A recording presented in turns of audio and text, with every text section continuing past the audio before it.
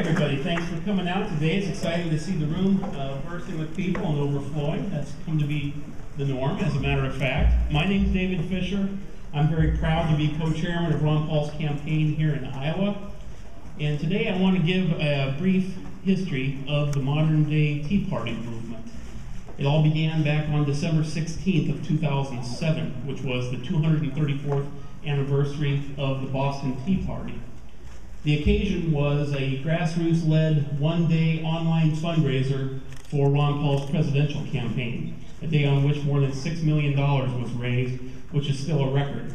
And the epicenter of all that day's activity was in Boston, of course, at Faneuil Hall, where the keynote speaker was an eye surgeon named Rand Paul. Well, as you know by now, the Tea Party has gone to Washington, and the Tea Party has come to Iowa today to talk about the importance of Ron Paul's campaign for president. So it is my privilege to introduce to you the Honorable United States Senator from the Commonwealth of Kentucky, Dr. Rand Paul. Thank you. Anybody here for Ron Paul?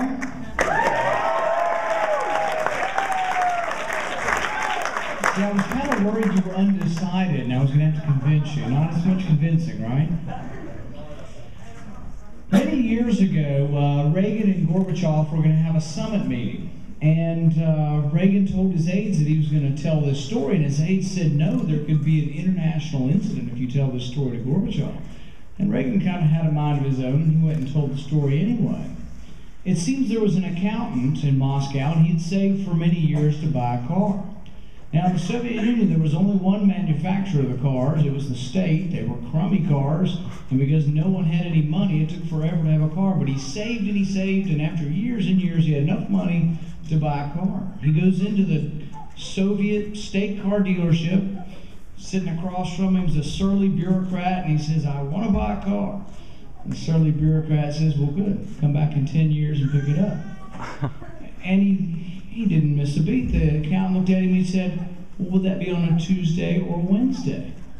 And the surly bureaucrat snarled back at him and said, you idiot, I just said it's going to be 10 years. Do you want to know if it's going to be a Tuesday or Wednesday? He said, yeah, the plumber's coming on Tuesday and I don't want to miss it. Now, when I first started telling that story, I thought, well, no one in America would get it, because who could ever imagine in America a car dealership owned by the government? You know the new name for GM, right? Government Motors. Throughout all of these bailouts, there's been one consistent voice in Washington that said no. One person who has voted no against the bank bailouts, no against the car bailouts, when many of these fair weather conservatives, these ones trotting around Iowa saying how conservative they are, when they were voting for the bank bailouts, voting for the car bailouts, one of them, who's rising in the polls right now, was voting to double the size of the Department of Education. I grew up in an era where my father was famous as being one of 4 congressmen who endorsed Reagan in '76. I was at the '76 convention. I was there in 1980 when it was part of the Republican platform to repeal and to get rid of the Department of Education. It was actually part of the platform that everyone believed in. Now we have candidates trotting around, including one who seems to be rising in the polls in Iowa, who voted to double the size of the Department of Education, who's voted for foreign aid. Anybody in here think we need to be sending aid to other countries right now? We can barely take care of our own problems. We're borrowing $40,000 every second. Every minute we're borrowing $2 million. By the time you leave here, we will have borrowed $70 million more. We owe China $1 trillion. And you know what? We even send China foreign aid. We not only send them foreign aid, we send them economic development aid. China's growing like gangbusters. They're cleaning our clock, and we're sending them money to help them with economic aid. That is ridiculous. But it's not just the Democrats. I'm in the Senate, and there are 47 Republicans. I introduced an amendment to get rid of foreign aid. I got 20 votes. That means 27 Republicans voted for continuing foreign aid. If you ask the people, 77% of everybody, Republican, Democrat, Independents, are against foreign aid. And yet, more than half the Republicans up there. So it makes a difference who your nominee is. It makes a difference whether your nominee is opposed to Obamacare, opposed to the individual mandate, has always been. It makes a difference if they've opposed the bailouts and always have been. It also makes a difference that you need a candidate who can bridge the difference between conservative and liberal to say that, you know what, every dollar spent on the military is not sacred or wisely spent. And to the liberals, we have to say not every dollar spent on domestic welfare or on domestic spending is sacred or well spent. There's only one candidate who has a plan to balance the budget. There's only one candidate who said he would cut $1 trillion in spending. There's only one candidate who's never been accused of flip-flopping. There's only one candidate who's never taken a congressional junket. When all these congressmen and senators are flying around the world at your expense, one candidate has refused to take a junket ever. There's only one candidate who the Wall Street Journal reported that his refusal to compromise is legendary. There's only one candidate who the soldiers trust. There's only one candidate who has gotten more contributions from active military than all other candidates combined.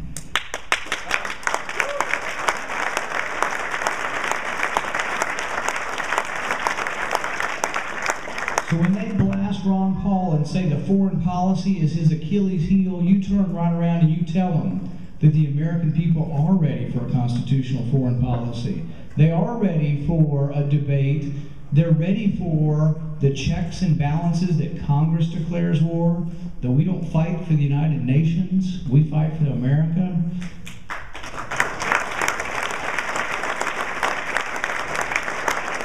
There's only one candidate that I think can bring us together, and I'd like you to please welcome my father, Ron Paul.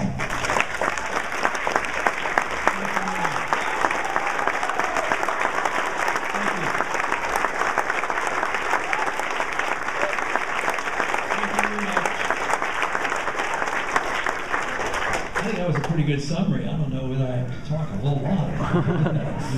I'm a little bit apologetic about the meeting today because it has to be a short one because we're trying to make a lot of meetings. And I think there's a special event tomorrow. We want to make sure everybody knows about tomorrow and shows up at the caucuses because we're hoping to send a very strong message tomorrow. And that means that you need to show up and get your vote in.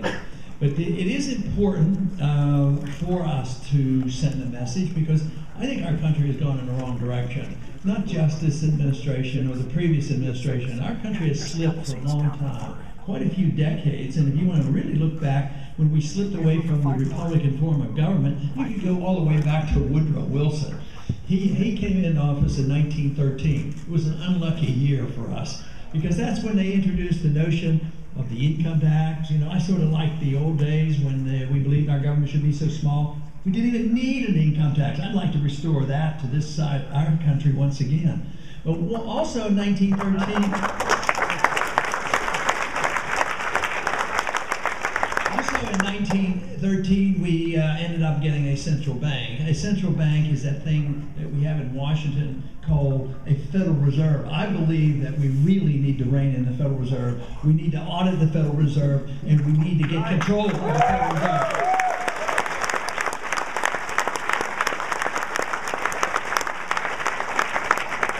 We talk about big government doing the things that we're not supposed to be doing so often, and oftentimes the Congress and other branches of government, they're doing the things that they're not supposed to, and they forget about the responsibilities that they have.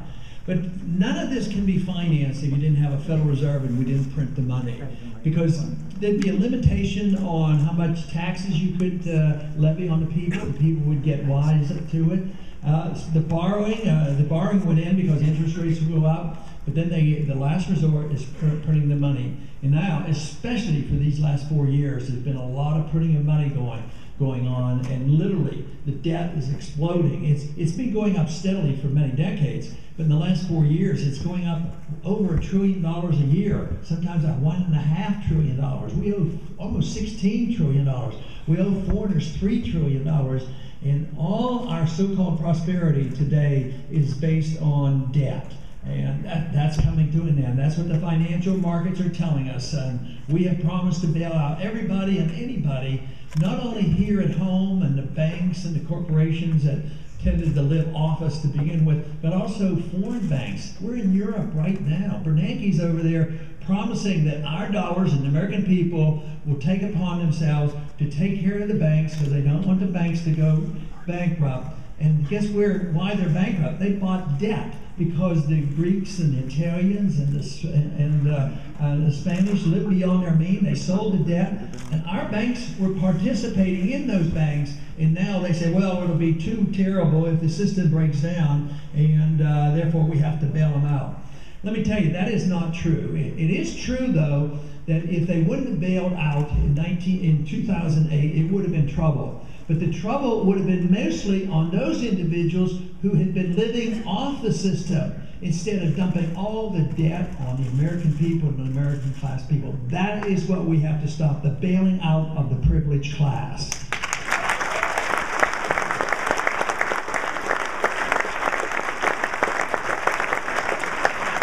Our problems are multiple. We have foreign policy troubles, we have monetary problems, we have spending problems and debt problems. But we also have a serious problem of the overreach of our federal government into our personal lives, our personal privacy. Now they want to attack and control the internet. Now they have passed laws where they can search our houses and our papers and all our records without search warrants. And also they have just passed a bill, and the president just signed it. He says he probably won't use it, but it's on the law and on the books right now. And that came out of the National Defense Authorization Act. Today, now, it is legal for a president to use the military for the first time in our history to arrest individuals, hold them without trial, without charges, and put into prison indefinitely because you're a suspicious character. That is very dangerous. That has to stop, and it has to be reversed.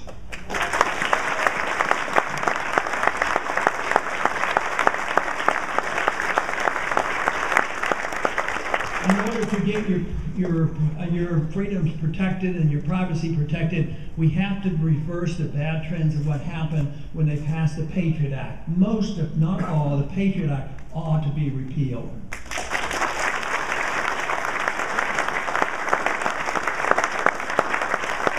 But most of all, what we have to do as American citizens is ask the question about what the proper role of government is in a free society. And it's not complex. It's not to run our lives. It's not to run the economy and take care of special privileges. It's not to run the world. It's not to police the world, not to fight wars that are undeclared.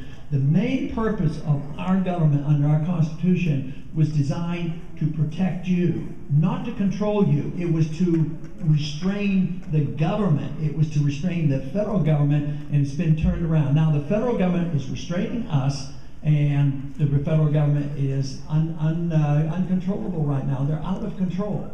So this is what has to be reversed. Now, do we have to look at each individual problem? Yes, we should, but if we look at the overall picture, we only have to do one thing. Understand what freedom is all about, what the Constitution is all about, what made America great, why market economies are good, sound money is good, freedom is good. Freedom brings people together because freedom means you have the right to spend your money as you choose. You have the right to run your life as you choose, as long as you don't hurt others, assuming that you will take the responsibility and assume to be self-reliant and take care of oneself.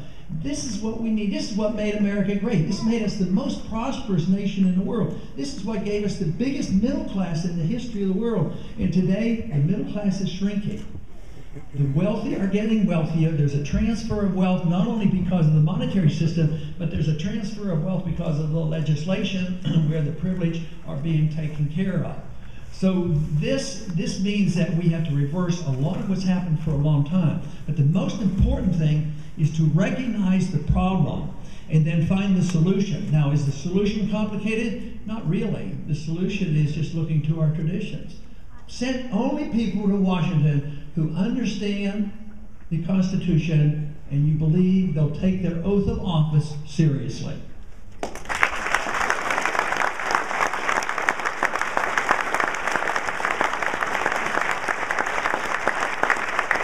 does mean that our foreign policy would have to change. It's a foreign policy that is pro-American, it's pro-constitutional, and for many, many years it was part of the Republican Party. When you think about Eisenhower warnings about the military-industrial complex, when you think of the campaign in the year 2000, our candidate at that time, he advocated a humble foreign policy, non-intervention, no nation building, no policing of the world, criticizing the Democrats at that time.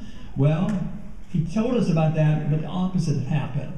That is the policy that I like. The policy was a tradition of the Republican Party for many years, and it was to only go to war when it's necessary, only go to the war if there's a declaration of war. Then both parties, independents and all Americans, would come together. And I do remember World War II, and it was that way. We had been attacked, and Germany declared war against us. But the American people came together, and just think of the overwhelming military job that we had. And yet in about 4 years, that was over. We've been in Afghanistan for 10 years. Nobody knows why we're there. Nobody knows when it's going to end. We've been fighting the Taliban for 10 years. Now they're thinking, oh, it's not working so well. I guess we better sit down and start talking with the Taliban. They don't know why they're there. We're supposed to have left Iraq, but we haven't left Iraq. And if anything, the consequence of our ill-advised war in Iraq is that there are now buddies with Iran, and they have been pushed into a coalition with the Chinese. We just keep doing harm ourselves. It's not to say that they all have bad intentions. A lot of evil comes in the world with good intentions, and sometimes whether they're domestic to help everybody and make sure nobody suffers, or whether it's international, we're going to help people. And but the consequences are what really counts. I don't believe it's in our self-interest to be so involved. So I would end the wars in the Middle East. I would bring our troops home, not only from the Middle East, I'd bring them home from Japan and South Korea, and bring them home from Germany. Take care of the people here at home and not be so wasteful.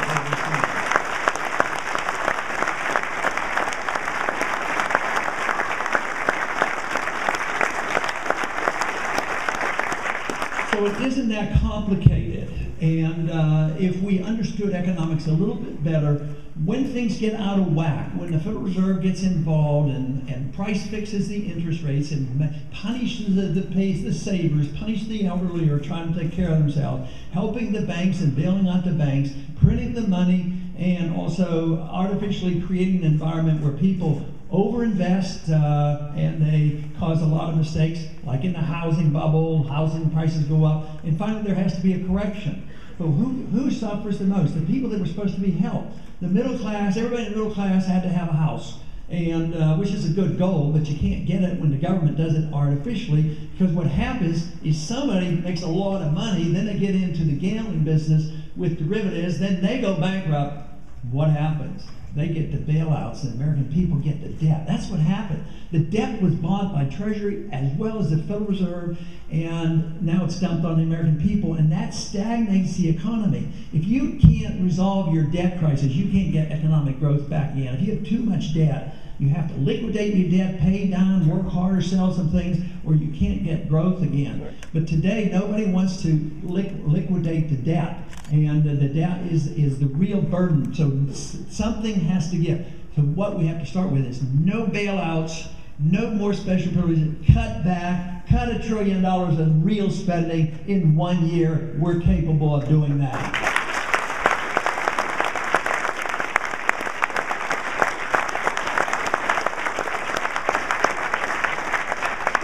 That and create a better environment, turn responsibility over to individuals. The money is your money. It is our natural right, our God-given right to our lives and to our liberties. It should be your God-given right that you get to keep the fruits of your labor. That is what I believe.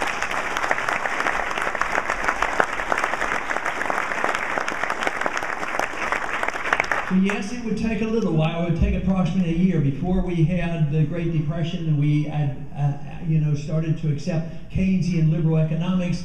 Recessions came because there was always mischief in the monetary system. But the government kept their hands on. The last depression that was treated that way was in 1921. It was over in a year. And that is what could have happened. In 2008, if they would have understood the issue and kept hands off, yes, housing prices would have gone down. Maybe more rapidly, maybe even more so. But after 1 year, people would start buying houses again. But the prolongation, keeping debt on the books artificially high, it just stymies the economy. So we have to create a new environment, a new economic environment, a new environment for our protection of our liberties, and we need a new foreign policy. It's not complicated, because all we have to do is look to our Constitution and send only individuals to Washington who read the Constitution and take their oath of office seriously.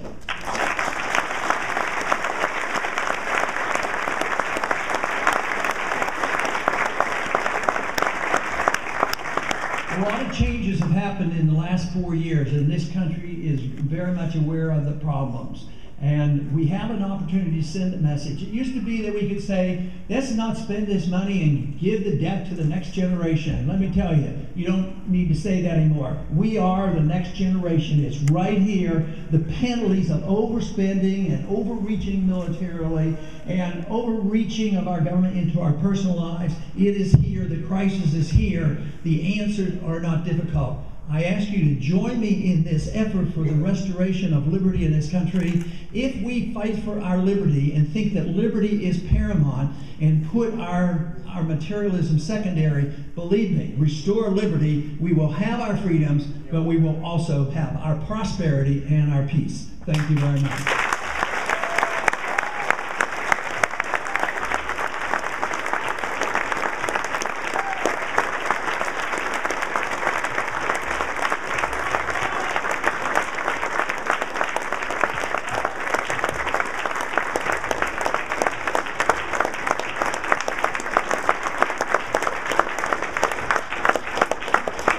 Ladies and gentlemen, the congressman and senator have to hustle out the door, unfortunately, to get to their next whistle stop, tour stop up in Mason City, so they're going to be moving out of the room quickly. But don't forget, it's tomorrow night in your precinct, the GOP caucus, where you can cast a vote for Ron Paul. If you've never been to the caucus before, it's easy. If you're not a registered Republican already, you can register on the way in the door, cast a vote for Ron Paul, and change the direction that America is headed. For you folks that live in Black Hawk County, you're all meeting at the Unidome. Everybody, every precinct in Black Hawk County is meeting at the Unidome. They're going to try to gavel in at 7 o'clock. I know they're opening the doors a lot earlier than that. Plan to be early if you live in Black Hawk County and get to the Unidome. There will be thousands of people there, and hopefully a whole load of those are there to support Ron Paul for president. Thanks for coming out today.